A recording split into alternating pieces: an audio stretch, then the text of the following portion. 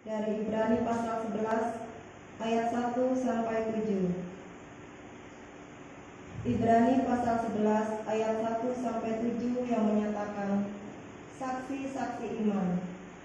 Iman adalah dasar dari segala sesuatu yang kita harapkan dan bukti dari segala sesuatu yang tidak kita lihat. Sebab oleh imanlah telah diberikan kesaksian kepada nenek moyang kita. Karena iman kita mengerti bahwa alam semesta telah dijadikan oleh firman Allah, sehingga apa yang kita lihat telah terjadi dari apa yang tidak dapat kita lihat. Karena iman Abel telah mempersembahkan kepada Allah korban yang lebih baik daripada korban Kain. Dengan jalan itu ia memperoleh kesaksian kepadanya bahwa ia benar, karena Allah berkenan akan persembahannya itu, dan karena iman ia masih berbicara sesudah ia mati. Karena iman Henokh terangkat supaya ia tidak mengalami kematian, dan ia tidak ditemukan karena Allah telah mengangkatnya. Sebab sebelum ia terangkat, ia memperoleh kesaksian bahwa ia berkenan kepada Allah. Tetapi tanpa iman tidak mungkin orang berkenan kepada Allah. Sebab barang siapa berpaling kepada Allah, ia harus percaya bahwa Allah ada, dan bahwa Allah memberi upah kepada orang yang sungguh-sungguh mencari Dia. Karena iman, maka Nuh dengan petunjuk Allah tentang sesuatu yang belum kelihatan, dengan taat mempersiapkan bahtera untuk menyelamatkan keluarganya. Dan karena iman itu ia menghukum dunia, dan ia ditentukan untuk menerima kebenaran sesuai dengan imannya. Demikian pembacaan Alkitab. Hendaklah firman Tuhan dengan segala kekayaan diam di antara kamu, dan ucaplah syukur kepada Allah.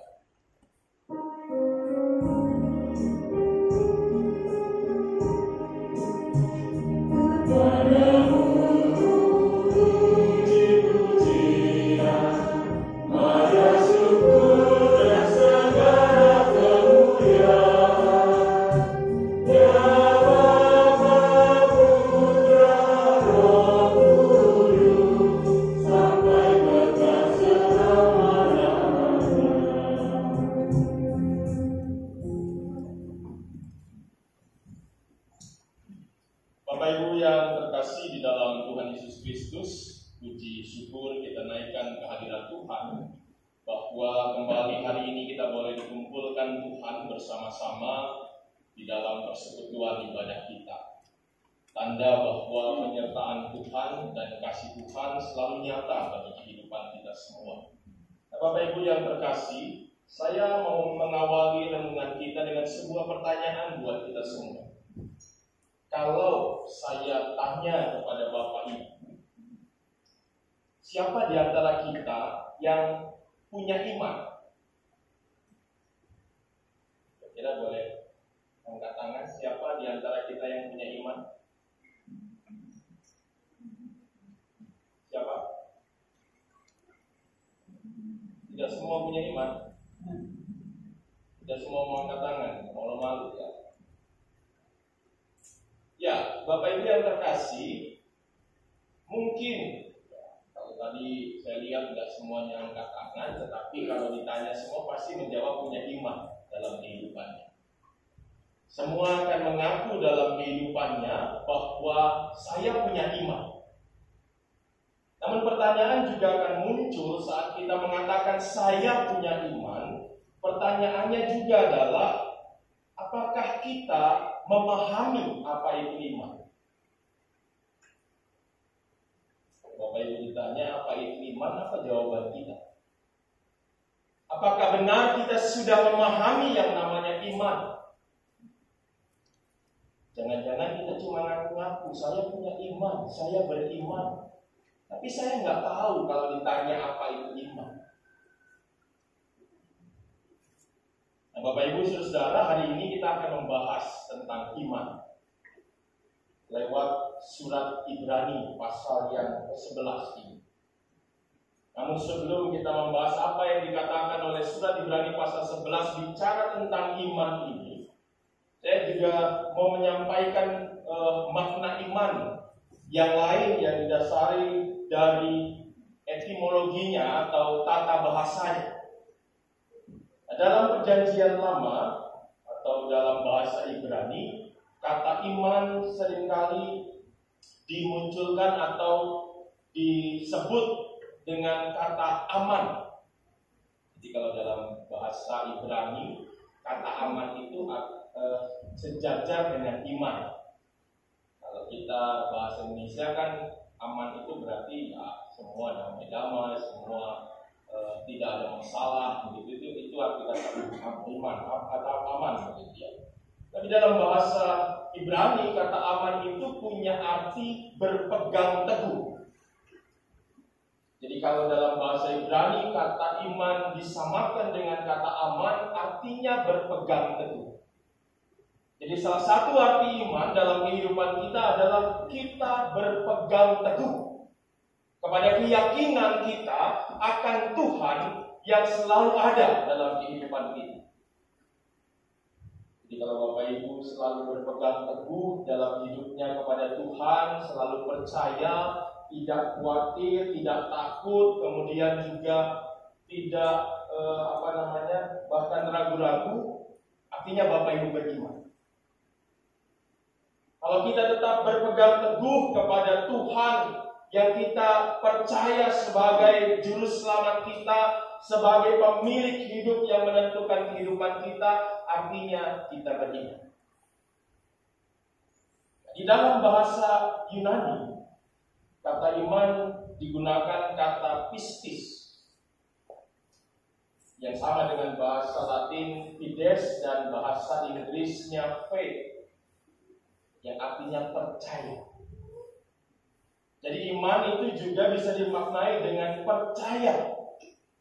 Percaya kepada sesuatu, dan dalam hal ini kalau kita bicara iman Kristen, artinya kita percaya kepada Tuhan. Namun saya juga harus mengatakan Bapak Ibu, kita bicara iman bukan cuma sekedar bicara percaya, tapi iman juga bermakna mempercayakan. Kita masih ingat nggak bedanya percaya dan mempercaya? Kalau percaya itu ya sederhananya kita ini ya yakin, kita ini tahu, kita ini benar-benar bicara, kita sama-sama yakini. Kalau mempercayakan kita artinya bukan cuma sekedar meyakini, tetapi juga kita benar-benar menyerahkan semua yang kita yakini kepada yang kita yakini.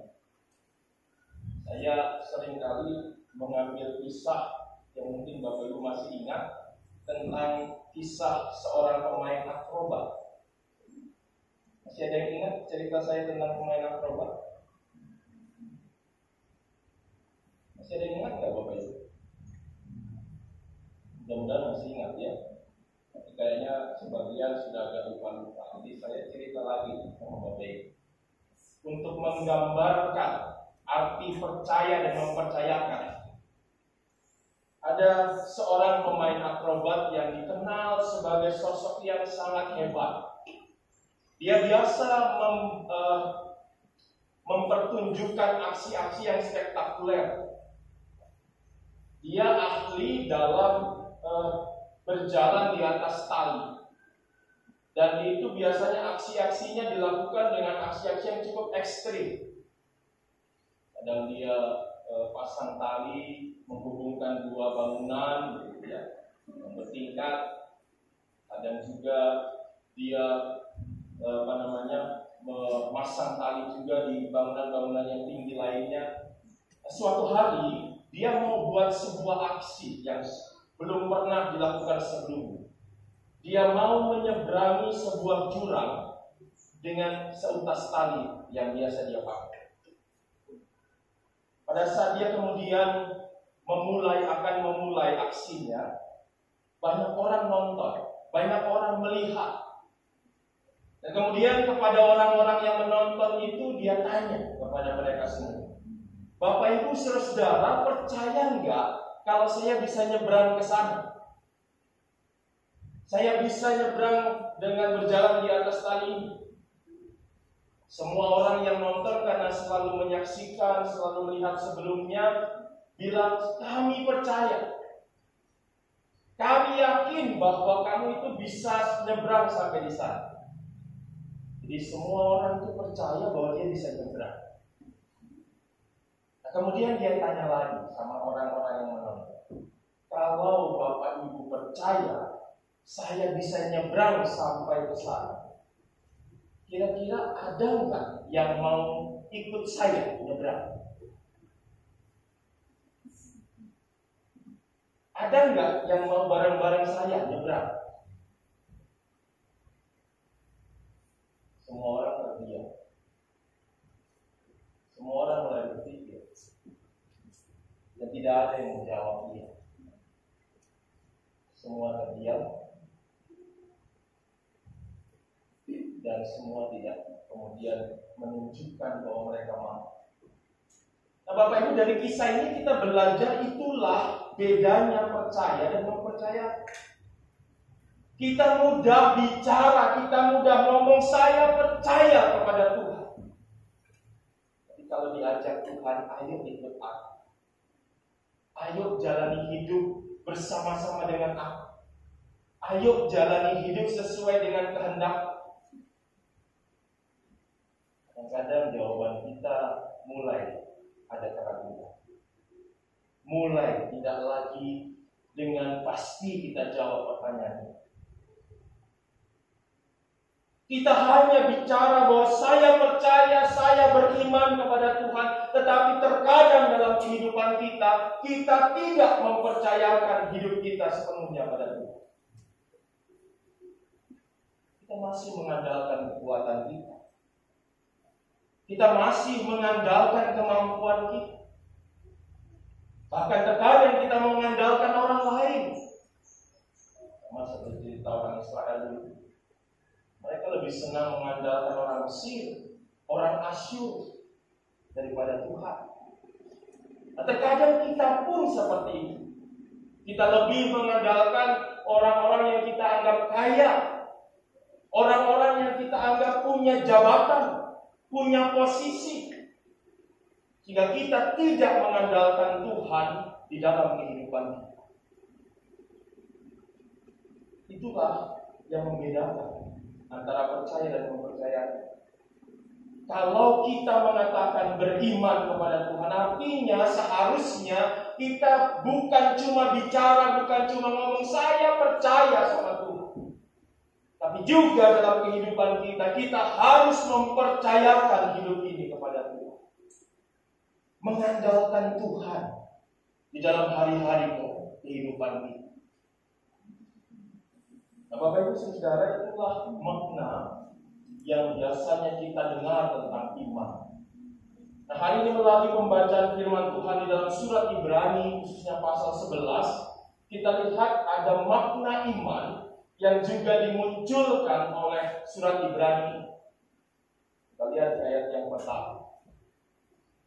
Ada kalimat mengatakan, iman adalah dasar dari segala sesuatu yang kita harapkan dan bukti dari segala sesuatu yang tidak kita lihat. Jadi di situ ada dua hal yang menjadi pokok penting dari iman menurut surat Ibrani. Yang pertama, iman itu adalah dasar. Bapak Ibu masih ingat dulu ada lagu di sekolah minggu atau IMPA begitu ya. Lagunya dari kisah Alkitab tentang membangun sebuah rumah. Orang bodoh membangun rumahnya di atas pasir yang gampang hanyut, atas pasir yang gampang hanyut, lalu hujan turunlah.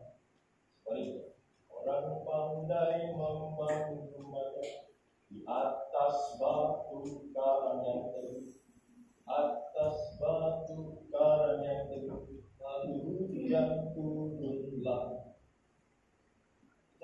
Ingat lagi, lagu itu mengingatkan kita pentingnya sebuah dasar dalam kehidupan kita. Diambil contoh, itu Alkitab Tuhan memberikan contoh itu lewat bangunan sebuah rumah. Bapak Ibu, kalau kita bangun rumah, kira-kira fondasi yang kita bangun itu kuat atau tidak? Kita kalau mau rumah kita bertahan lama, rumah kita ini kuat, tentunya kita akan membuat bangunan dengan dasar atau dengan fondasi yang sangat kuat. Kita nggak mungkin kemudian membuat bangunan kita itu biasa-biasa saja dasar. Karena semua orang mau saat membangun itu, bangunan ini bertahan lama, bangunan ini awet puluhan tahun. Hanya ini kalau kita lihat bedanya bangunan-bangunan Belanda dengan bangunan-bangunan sekarang, gitu ya. Bangunan Belanda itu kan banyak yang masih bertahan sampai sekarang. Bangunan-bangunan kita kadang-kadang ya baru 15-20 tahun sudah hancur. Jadi yang terpenting dalam kehidupan kita, kalau kemudian dikatakan iman itu adalah dasar dari segala sesuatu yang kita harapkan. Jadi artinya bahwa kalau kita juga dalam hidup ini berharap, kalau kita dalam hidup ini selalu punya rencana, punya keinginan yang membuat kita, yang membedakan kita dari makhluk-makhluk yang lain. Kalau kita hidup tanpa harapan juga mati kayaknya ya. Maka kita harus punya iman. Iman yang kuat. Sehingga dasar dari harapan kita itu akan juga terus kuat. Dan kita terus bisa berharap sama Tuhan. Kita akan terus bisa bertahan dalam harapan kepada Tuhan, meskipun ada susah, meskipun ada derita, meskipun ada begitu banyak tantangan dalam kehidupan ini. Yang kedua, dikatakan juga dari ayat ini, iman adalah bukti dari segala sesuatu yang tidak kita lihat. Itu masih ingat cerita perjumpaan Yesus dengan Thomas waktu Yesus bangkit? Apa yang dilakukan Thomas waktu itu? Dia nggak percaya Tuhan itu bangkit. Ini bayangin ya, murid Yesus, orang yang dekat dengan Yesus, orang yang selama ini bersama-sama dengan Yesus saja menunjukkan bahwa dia bisa tidak percaya. Artinya bahwa ini juga menunjukkan ya tidak mudah punya iman yang kuat ini. Bahkan orang yang disebut dekat dengan Tuhan sekalipun bisa saja tidak percaya. Sehingga dalam perjumpaan itu hanya Tuhan Yesus katakan, berbahagialah kamu yang percaya meskipun tidak melihat. Tetapi kita lihat bagaimana dikatakan bahwa iman jadi bukti dari segala sesuatu yang tidak kita lihat. Artinya bahwa kita juga menyadari dalam kehidupan kita ini banyak hal yang tidak bisa kita pahami. Banyak hal yang terjadi dalam kehidupan kita yang tidak bisa kita ukur dengan logika kita yang terbatas ini. Nah, memang kita semua terbatas. Tidak ada yang bisa memahami semua pekerjaan Tuhan. Tapi dengan iman, kita bisa selalu percaya bahwa Tuhan berkarya dalam kehidupan kita. Kita percaya bahwa Tuhan selalu memperlihatkan kepada kita, Dia ada. Iman juga dikatakan selanjutnya adalah yang memberikan kesaksian kepada nenek moyang bangsa Israel di ayat yang kedua. Dengan iman orang Israel, nenek moyang mereka bisa memahami, bisa melihat, bisa merasakan kehadiran Tuhan. Jadi kalau Bapak Ibu juga mau merasakan kehadiran Tuhan dalam kehidupan, harus memiliki iman yang kuat. Harus punya iman supaya kita bisa paham, kita bisa selalu merasakan Tuhan hadir dalam hidup ini. Kadang-kadang banyak orang Kristen itu tidak merasakan kehadiran Tuhan. Banyak orang Kristen merasa bahwa kadang-kadang Tuhan itu bahkan tidak ada menurut mereka. Padahal Tuhan tidak pernah meninggalkan kita. Jadi yang punya persoalan di sana bukan Tuhan, tetapi kita yang kadang-kadang nggak beriman, nggak kuat iman kita, gampang sekali terpengaruh dengan ajaran-ajaran lain, atau gampang sekali terpengaruh dengan penderitaan dan pergumulan. Dan dengan mudahnya kita katakan Tuhan itu nggak ada. Orang Israel merasakan kehadiran Tuhan karena iman mereka. Nenek moyang orang Israel yang merasakan bagaimana Tuhan menyertai, bagaimana Tuhan menunjukkan kuasanya, itu karena iman. Yang ketiga, di ayat ketiga dikatakan karena iman juga kita bisa mengerti bahwa alam semesta dijadikan oleh firman Allah. Dengan iman kita mengaku bahwa alam semesta ini diciptakan oleh Tuhan. Meskipun di dalam perkembangan ilmu pengetahuan itu banyak teori-teori yang muncul tentang penciptaan. Teori-teori itu kadang-kadang mempengaruhi kita. Tetapi kita percaya bahwa dengan iman kita tetap bisa mengaku bahwa alam semesta ini Tuhan yang menciptakan. Bapak Ibu, kita lihat bagaimana iman dimaknai dalam kehidupan kita semua. Bagaimana dengan pemahaman-pemahaman iman itu kita harus terus menjalani kehidupan kita. Dan firman Tuhan juga hari ini memberikan contoh orang-orang yang disebut beriman. Paling tidak disebutkan ada 3 orang. Kalau kita baca sampai ayatnya yang satu perikop begitu ya, ada banyak sekali, kurang lebih 12. Tetapi dalam bacaan kita hari ini ada 3 sosok yang disebut sebagai orang-orang yang beriman. Yang pertama dikatakan di ayat keempat, yaitu Habel. Bapak Ibu, cerita Habel itu seringkali dihubungkan dengan apa yang terjadi atau apa yang dilakukan oleh Kain kepadanya.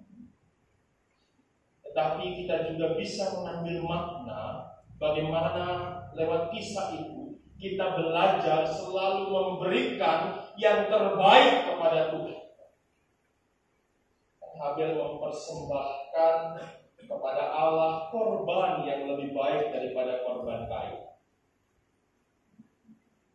Kalau bicara tentang Habel dan Kain, mungkin harus ada sesi yang lain. Tapi yang jelas kita belajar yang utama adalah hari ini bicara tentang kisah Kain dan Habel adalah bicara tentang bagaimana dalam kehidupan kita belajar terus, mengingat terus untuk selalu memberikan yang terbaik buat Tuhan.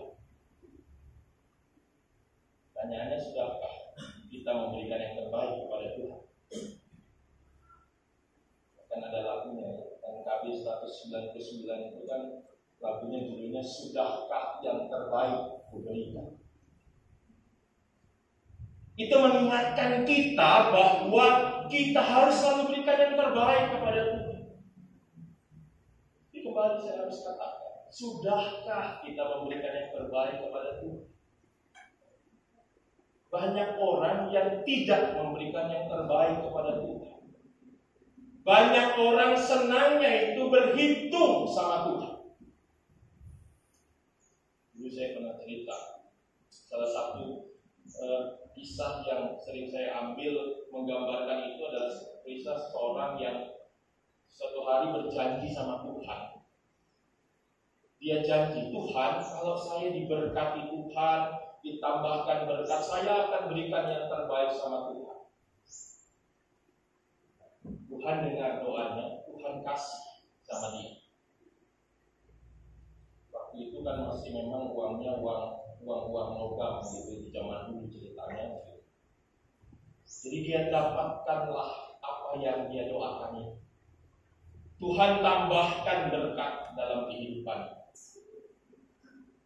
Apa yang terjadi Bapak Ibu setelah dia dapat berkat Tuhan yang banyak itu? Dia mulai melihat, ini banyak rupanya yang saya dapat dari Tuhan. Kalau saya kasih ini sesuai dengan janji saya, sayang. Sehingga dia mulai dengan akalnya gitu ya, dia datang lagi sama Tuhan. Dia mencoba-coba tipu-tipu Tuhan. Dia datang sama Tuhan, dia bilang lagi sama Tuhan, Tuhan terima kasih, saya sudah diberkati Tuhan, doa saya dijawab. Hari ini saya mau kasih persembahan yang terbaik buat Tuhan. Ini saya sudah bawa persembahan saya. Jadi kalau saya hari ini mau berikan persembahan karena saya tahu Tuhan ada di atas, saya mau lemparkan uang ini ke atas. Kalau uang ini tetap ada di atas, artinya Tuhan terima persembahan saya. Tapi kalau uang ini jatuh ke bawah, itu artinya Tuhan kasih saya kembali. Ibu tahu yang terjadi ya? Apa yang terjadi? Uangnya kemana? Jatuh ke bawah. Kelihatannya baik-baik saja ya. Kelihatannya ini orang yang mau mau menepati janji gitu. Dia mau kasih lagi sama Tuhan. Tapi sebenarnya orang ini adalah orang yang tidak tepat janji. Dia mulai berhitung sama Tuhan. Sudah diberkati Tuhan, tetapi dia tetap mau semua itu tetap jadi miliknya, tidak sesuai dengan janjinya sama Tuhan. Terkadang dalam kehidupan kita banyak orang juga melakukan hal ini. Diberkati Tuhan, kalau sedikit gampang kalau kasih persepuluhannya. Kalau uang 1 juta kasih persepuluhan 100.000 mungkin masih ya lumayan lah, kalau banyak-banyak 100.000 kan. Tapi kalau kemudian sudah 10 juta harus kasih 1 juta. Mulai pikir-pikir lagi. Kalau 1 juta saya bisa beli ini, bisa beli itu. Sayang. Jadi mulai dikurangi lah porsinya. Nah itu gambaran kehidupan manusia yang sering kali berhitung sama Tuhan. Tuhan sudah kasih yang terbaik, tetapi terkadang kita tidak kasih yang terbaik sama Tuhan. Ini bukan cuma bicara tentang persembahan dalam bentuk uang, tapi juga dalam bentuk kehidupan kita. Karena Roma 12 ayat 1 kan katakan, persembahkanlah tubuhmu. Kadang-kadang kan juga berhitung begitu.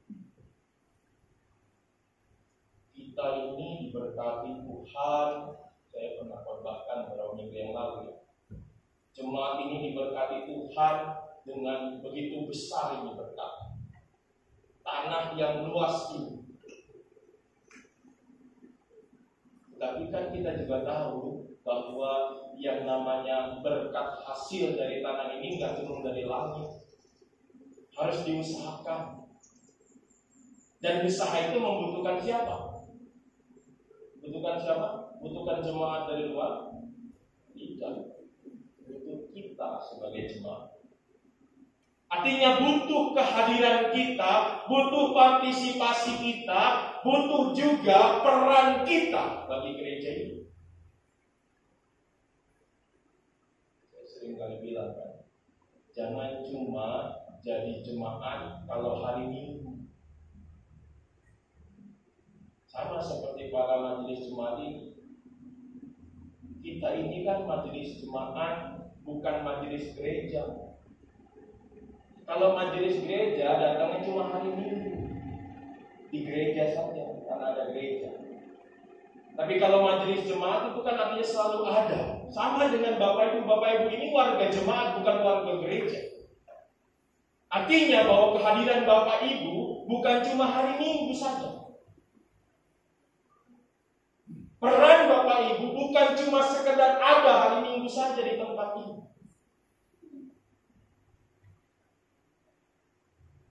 Harus juga hadir. Saya nggak tahu kan, khotbah saya yang begini kayaknya nggak laku. Saya ingat mungkin 2 atau 3 minggu lalu saya juga khotbah yang sama begitu ya, pesan yang sama. Tapi selama 2 atau 3 minggu ke belakang ini juga sama saja. Saya nggak lihat kehadiran Bapak Ibu di sini selain hari ini.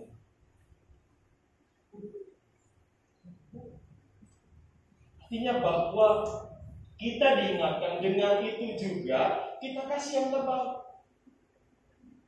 Dengan seluruh kehidupan kita berikan yang terbaik kepada Tuhan lewat gereja Tuhan yang dipercayakan kepada kita ini.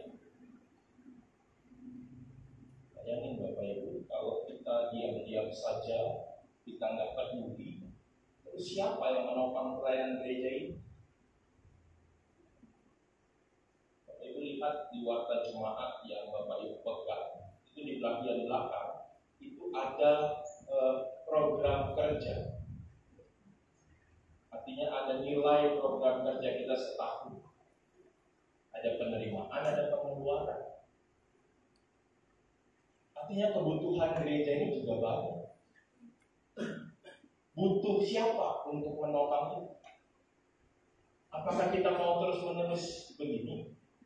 Minta sama orang?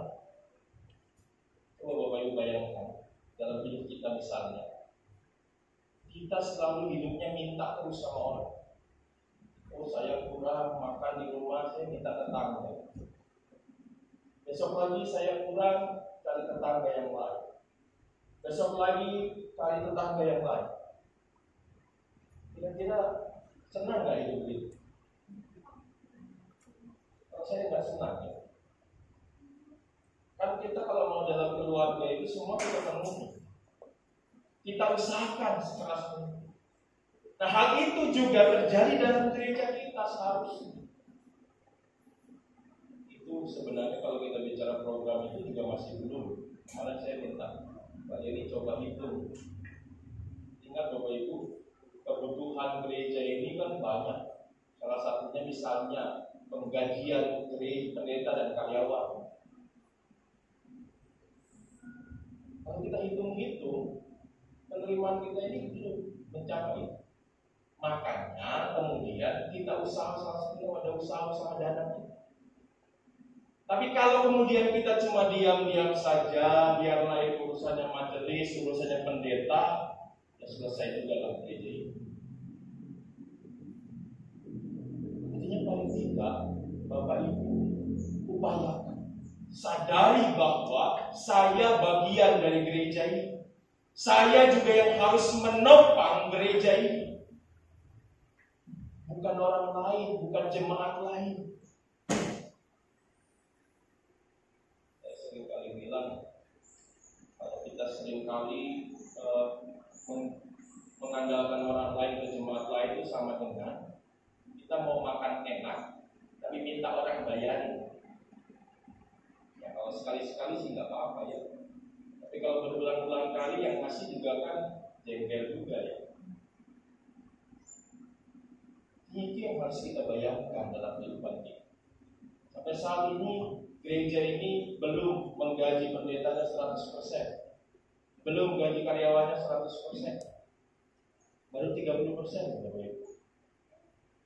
Bayangkan kalau kita suruh majelis sinode terus bikin kebijakan, Bapak Ibu harus 100%. Karena memang harusnya seperti saya ingat waktu di Kalimantan, karena kebijakan ini harusnya sudah 2005 sebenarnya diterapkan di jemaat-jemaat. Bapak Ibu jangan bayangkan, jangan kemudian bandingkan kita, oh Pak Pendeta kan gereja-gereja GPIB ini kan besar-besar yang lain. Iya, ada yang besar, tapi juga ada yang kecil. Jemaat GPIB sekarang ada kurang lebih 324 jemaat. Bukan cuma yang besar-besar, banyak juga yang kecil. Salah satunya saya ingat di Kalimantan, tempat saya melayani di Manggala Kopaya. Sebelumnya juga sama seperti kita, belum gaji pendeta 100%. Tetapi karena aturan itu kami sepakat, kami mengimani. Nah, ini bicara lagi tentang iman. Kami harus menggaji pendeta paling tidak, meskipun pendetanya ada 4, paling tidak 1 pula ketua majelis jemaat. Dan kami berkomitmen lagi. Dan komitmen itu kami lakukan, mulai menggaji pendeta 100%. Dan puji Tuhan Bapak Ibu, karena kita imani, kita percaya, berkatnya itu ada saja. Mungkin sebagian Bapak Ibu nggak pernah mikirin itu, nggak pernah berpikir yang penting, oh saya ke gereja, saya ibadah, sudahlah itu saja. Padahal kebutuhan kita banyak, pelayanan kita semakin banyak, dan bukan orang lain yang harusnya menopang kita, tapi kita sendiri. Dan kita belajar untuk beriman. Saat kita memulai sesuatu dengan iman, dengan Tuhan kita percaya, semua juga akan diberkati Tuhan. Yang kedua, ada tokoh namanya Henok. Henok ini salah satu dari 3 sosok yang diangkat Tuhan ke surga. Ada Elia dan ada Yesus, tidak yang lain. Artinya saat itu digambarkan dia mendapatkan anugerah yang terbaik dari Tuhan. Ini kan luar biasa ya. Ini sesuatu yang dia dapatkan ini gak didapatkan sama yang lain. Artinya ini spesial. Sama seperti kita juga mendapatkan masing-masing kita yang spesial dari Tuhan, sehingga kita punya karunia berbeda-beda. Kenapa itu semua terjadi kepada Henok? Disebutkan di kalimat terakhir di ayat ke-5 bahwa ia berkenan kepada Allah. Artinya hidupnya itu berkenan kepada Allah. Hidupnya Henok itu dia jalani dengan benar sesuai dengan kehendak Allah. Makanya dia diberikan yang terbaik oleh Tuhan. Jadi kalau Bapak Ibu masih tanya-tanya dalam diri, dalam kehidupan, kenapa ya saya harus mengalami ini? Kenapa saya kayaknya susah terus? Tanyakan dulu apa yang sudah kita lakukan dalam kehidupan beriman kita. Sudahkah kita benar-benar hidup berkenan kepada Tuhan?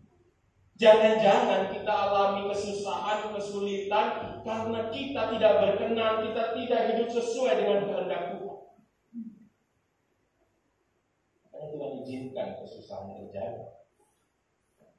Jadi mari kita belajar dari Henok, hidup yang berkenan di hadapan Tuhan, maka berkat Tuhan akan menyertai kehidupan kita.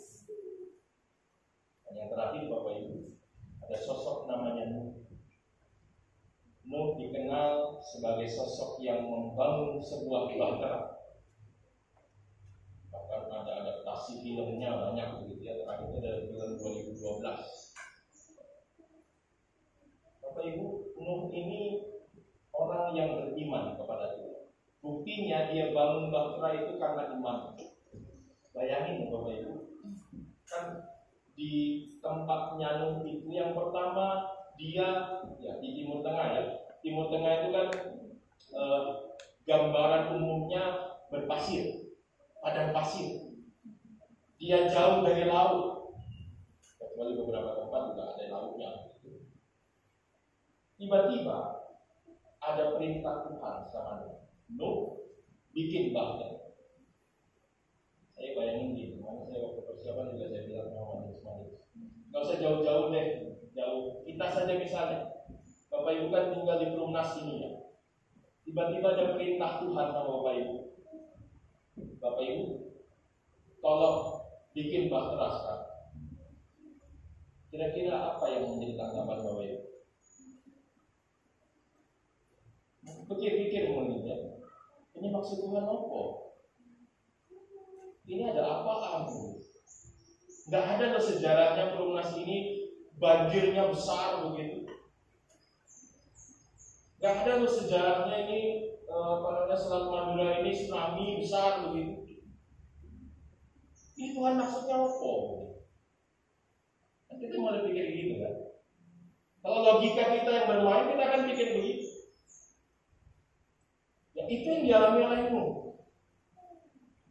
Artinya dalam kondisi yang sepertinya tidak mungkin ada air yang akan air bah atau banjir besar menerpa, Tuhan bilang bikin bahtera. Karena dia beriman, dia buka. Meskipun banyak orang ya mungkin pikir-pikir ya, kalau Bapak Ibu di sini ada misalnya bikin bahtera, mungkin ada tetangga yang bilang ini orang gendong, ini orang sudah gila. Ngapain dia bikin-bikin begini? Ada apa? seperti Nuh juga alami begitu. Tetapi karena imannya kepada Tuhan, dia buat. Artinya dia mau melakukan kehendak Tuhan, bukan dengerin manusia, bukan dengerin orang lain. Ini juga sama yang selalu saya katakan. Hidup kita itu menyenangkan Tuhan, jangan hanya menyenangkan manusia. Jadi ini tokoh-tokoh tiga paling tidak yang kita dengarkan hari ini menggambarkan iman dalam kehidupan kita. Nah, pelajarannya buat kita hari ini adalah mari kita beriman kepada Tuhan. Beriman dengan benar, dengan pemahaman yang kuat sehingga iman kita juga kuat. Belajarlah terus supaya kita bisa memahami benar-benar tentang iman kehidupan kita. Jangan pernah berpuas diri. Oh, karena saya sudah bertahun-tahun jadi Kristen, saya beriman. Saya sering ingat dulu ada seringkali dulu dalam gereja itu dinamikanya, waktu ada pendeta muda datang, ada majelis yang sudah senior terus bilang, kamu belum jadi pendeta, belum lahir saya sudah jadi majelis. Artinya kan sudah berpuas diri dengan status ini. Kita belajar terus. Nah, yang ketiga buat kita semua, ingat bahwa sama seperti surat Yakobus bilang, iman tanpa perbuatan pada hakikatnya adalah mati. Jadi iman bukan cuma sekedar pemahaman, bukan cuma sekedar pengetahuan atau pemikiran, tapi iman juga harus dinyatakan dalam kehidupan kita. Kalau Bapak Ibu berkata tadi di awal mengatakan saya beriman sama Tuhan, buktikan iman ini. Buktikan lewat hidup sehari-hari. Buktikan bahwa saya benar-benar sesuai dengan pengakuan saya beriman dan perbuatan saya sesuai dengan iman saya. Bukan cuma sekedar ngaku-ngaku. Kalau kita sekedar ngaku-ngaku, jangan salah nanti juga Tuhan cuma ngaku-ngaku sama kita.